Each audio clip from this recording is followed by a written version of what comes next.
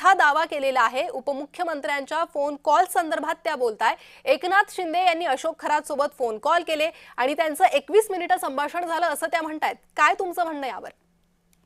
मी याआधीही या भोंदू बाबा खरातच्या प्रकरणात सांगितलं की त्याचे कोणाकोणाबरोबर कॉल झालेत, आर्थिक संबंध आहेत, हितसंबंध आहेत, फोटो आहेत, त्याचा तपास त्याच्या या थेट महिलांच्या लैंगिक अत्याचार आणि बलात्कारासोबत असेल तर त्या सगळ्यांवर कारवाई होईल।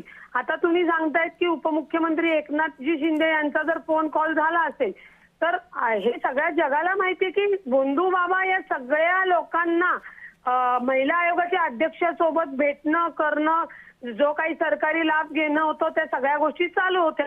त्यामुळे तो फोन कॉल कशासाठी झालेला आहे, का त्याचा संदर्भ कुठला सरकारी फायदा घेण्यासाठी, टेंडर येण्यासाठी, का अजून कुठल्या गुन्ह्यासाठी, हे जोपर्यंत समोर येत नाही तोपर्यंत आपण नुसतेच आरोप करणं योग्य राहणार नाही। राज्य महिला आयोगाचे माजी अध्यक्षांचे डायरेक्ट हितसंबंध आणि पुरावे आहेत, त्याच्यानुसार त्या कारवाई आणि तो तपास SIT ने गतिमान करणं गरजेचं आहे। अन्यथा हा तपास जर अशाच संत गतीने चालत राहिला तर तो CID कडे वर्ग करण्यात यावा अशी आम्हाला मागणी करावी लागेल। कारण का याच्यामध्ये जे मेन आरोपी आहेत ते तर मोकाटच आहेत, त्यातली त्यांची बायको तर फरार झालेली आहे। लुकआउट जरी नोटीस काढली तरी त्यांना ताब्यात घेण्याची जी काही प्रोसिजर होती ती SIT कुठे आपल्याला करताना दिसत नाहीये। जी रुपालीताई, खूप धन्यवाद या सविस्तर प्रतिक्रियेसंदर्भात।